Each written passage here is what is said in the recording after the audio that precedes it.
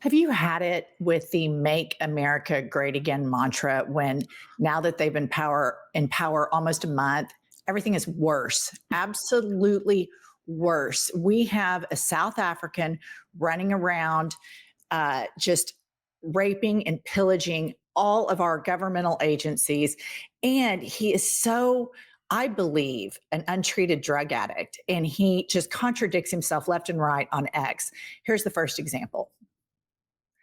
Okay, these were tweets on the same day. The first one is one of the first things Hitler did upon gaining power was apply aggressive censorship. And then he also tweets 60 Minutes are the biggest liars in the world. They engaged in deliberate deception to interfere with the last election. They deserve a long prison sentence. First of all, I just want to say if you're starting out your job and there's a lot of comparisons to you and Adolf Hitler, and you're doing Sig Heils, and then this discrepancy in your tweets. I mean, Pumps, come on. What do you think about this? Well, here's the deal with Elon Musk. He is only for free speech if it's what he wants to hear. Immediately on Twitter, when people started speaking out against him when he first took over the platform, they were banned or blocked or whatever they call it. Then you hear about Tesla employees that complained about his company, how they treated employees. They're immediately discharged. So free speech is only for what Elon Musk wants to hear. And if you disagree with him, you're blocked or whatever they do on there. He is the biggest hypocrite of all time. And you mentioned that he's an untreated ketamine addict. I think we can also all agree, based on his performance on Twitter or X, he is a Twitter addict. I mean, nobody tweets 1,500 times in a week that's not a full-blown nut. And before we go further, everybody in IHIP News Nation, today is the star of our show. It is her birthday. It is Pump's birthday. So everybody wish Pumps a very happy birthday. You make everybody's lives better. And we are so lucky to have a fierce MAGA slayer like Pumps in our corner. Okay, the next story is Vance and Elon cannot quit supporting Nazis. Here's a tweet I found rather interesting. Elon Musk has endorsed the AfD in Germany's upcoming elections. JD Vance, the vice president of the United States, he flew to Munich and scolded other political parties for refusing to work with the AfD. Below is why Germans who actually know what the hell they are talking about never want to see the AfD in power again. And I'm going to read the highlighted portions of this. That's because the AfD has at times downplayed Hitler's atrocities. Some party members have reveled in Nazi slogans. German intelligence agencies have classified parts of the AfD as extremist. Members have been arrested in connection with multiple plots to overthrow the government. The vice president of the United States went to Munich, face planted on the international stage, used pro-Putin propaganda talking points, and is now hailed as a hero on Russian state television. And he's representing the United States of America, and he and Elon just keep their Nazi connections. They cannot divorce themselves from them, because I think if it looks like a duck, walks like a duck, and talks like a duck, it's a duck. And think about how crazy this is, Pumps. We denazified Europe in the Second World War, and now they want to Nazify Europe again. This is horrifying. It's totally horrifying, but it's exactly what I would expect from this MAGA party. These are the same people that are Republicans, allegedly, although I think real Republicans are gone, that want to side with Putin over Ukraine. They don't care about foreign intelligence and keeping America safe, because they put Tulsi Gabbard in as the director of national intelligence. The MAGA party is a puppet party for Putin. And over the weekend, I heard JD Vance praising Viktor Orban. These are dictators. This is what they want. And it's no surprise to me that the people that are minimizing the Nazis are supported by the same people that are minimizing January 6th. It's all in the same wheelhouse. So I have to tell you and our listener and viewer something. Yesterday, I played pickleball. And after pickleball, I was sitting with some friends. We were watching some other people play. And this woman who claims to be a moderate, we start talking about what Trump and Musk are doing. And all of a sudden, she starts parroting. And this is like she's 10 years older than me. So this is like a grandmother in Oklahoma City. She starts parroting pro-Putin propaganda. And I said, you like Putin? Like the guy's a thug. He's a murderer. He's a war criminal, like completely antithetical to real American values and Western democracy. She starts bashing Zelensky. And I said, what is your source on all of this? I'm genuinely curious. She said, Tucker Carlson. Right. And then I said, I didn't realize you were such a right winger. She goes, oh no, I'm a moderate. We're in a really, really troubled time period where this type of information, misinformation, disinformation, and where we see an administration that has discredited everything so much, they're discrediting NATO. And she starts bashing NATO. And I'm thinking, Vladimir Putin has played the long game with this, and he is winning. That you have a grandmother in Oklahoma City, Oklahoma, parroting pro-Russian talking points. And then she starts talking about Tulsi Gabbard and how much she likes her.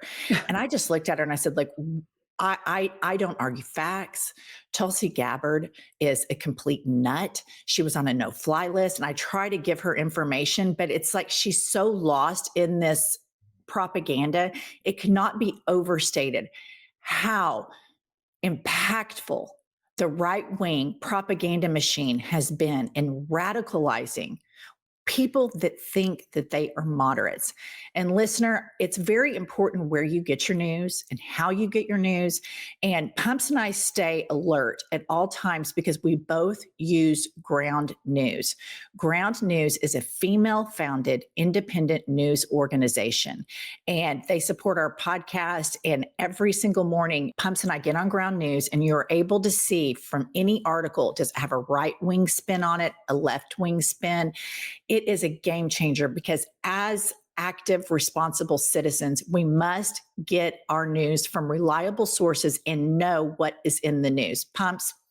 My favorite thing about Ground News is their blind spot feature, and it tells you what they're reading on the left and what they're reading on the right about particular subjects. So it gives you an insight as to, okay, why does this woman think Tulsi Gabbard's so great? Well, you look and see where the news is coming from on the right, and then it goes and tells you how factual this is. So this is a very, very important tool in Trump's America. Listener, join us by going to groundnews.com/IHIP to get 40% off the Ground News Vantage plan that Pumps and I use every single day. They're subscriber funded and female founded. By subscribing, you're not only getting a tool we all need today, you're also supporting our work here at IHIP News. That's Ground, GROUND, news.com/IHIP. And the link will be right below in the show notes. Okay, all of this is rather daunting, especially on your birthday, Pumps.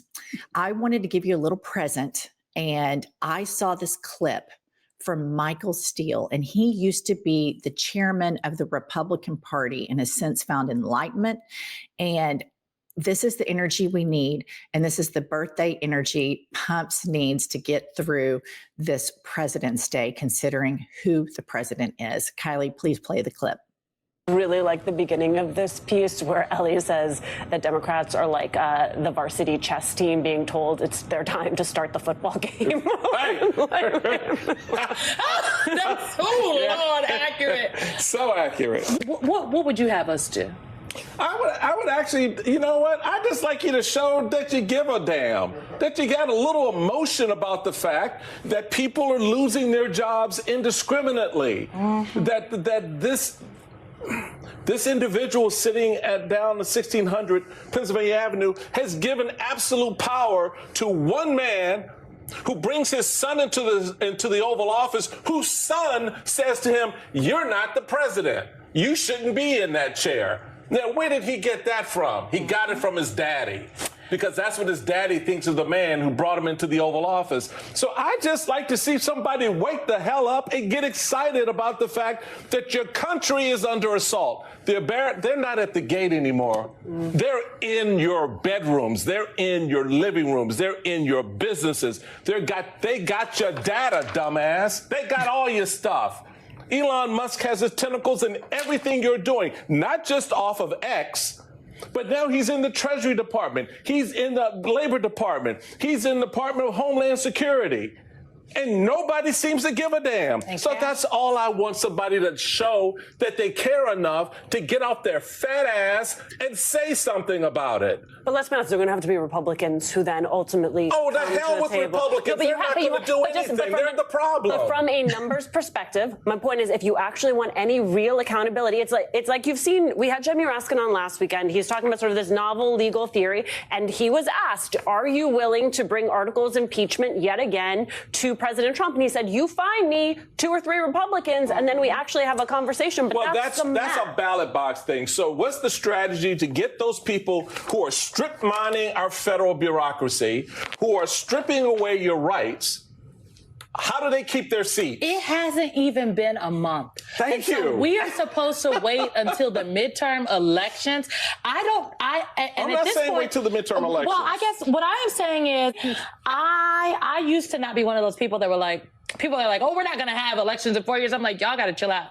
I am thoroughly concerned about how we survive. And it just makes me think about this movie that I saw on the plane a couple months ago, Civil War. It wasn't necessarily great, but in the movie Civil War, like all hell was breaking loose in Washington, D.C. and in places all across the country. And there were people in the middle of the country that were just living their lives like nothing was happening. I think that is actually where we are. And there are going to be a lot of people that are going to continue to just go on about their daily lives as though Rome is not burning. Well. Pumps, what are your thoughts on that? Well, I love Michael Steele, and he's smart and he's right. This needs to be loud all day, every day, because I believe that the people in the middle of the country, particularly around us, they think whatever Tucker Carlson says is right, or whatever they hear on Fox News is right. So they don't know Rome is burning. So we need to get it out there in digestible pieces, because Elon Musk is running the government. There's zero doubt about that. I have no idea what he's going to do with all this data, but I'm sure he's going to fuck everybody for his own gain. And Trump is either too stupid or infirm to do anything about it or care. And JD Vance is every bit as craven as Elon Musk. So this is panic. This is hair on fire situation. I agree. And I think that Michael Steele was 100% right. Give a damn. I mean, people are getting fired from their jobs and Americans are celebrating it. And what people don't realize is a lot of people that work for the federal government are just like you. And they have a job and they have a family and they have insurance benefits from this. And they're just firing people with reckless abandon. And I saw a report this morning, they're going to lay off more people at the FAA. You cannot tell me all of this is not going to be recession inducing and inflationary to the economy, not to mention the fact that NATO is what has held world peace together. And Trump has for 9 years propagated Putin's talking points that NATO is the enemy, and somehow Putin, a guy who is a thug, a dictator, is our friend. And you have millions of Americans that are going along with this, millions of Americans that think, oh my God, Tulsi Gabbard is great. This is a major, major, major problem. And I hope that we can get more organized, because I agree with, I think her name is Simone at the end. Yeah. I don't know. The midterms, I don't think are going to save us, but everybody please wish Pumps a very, very happy birthday, and we will see you all later this afternoon.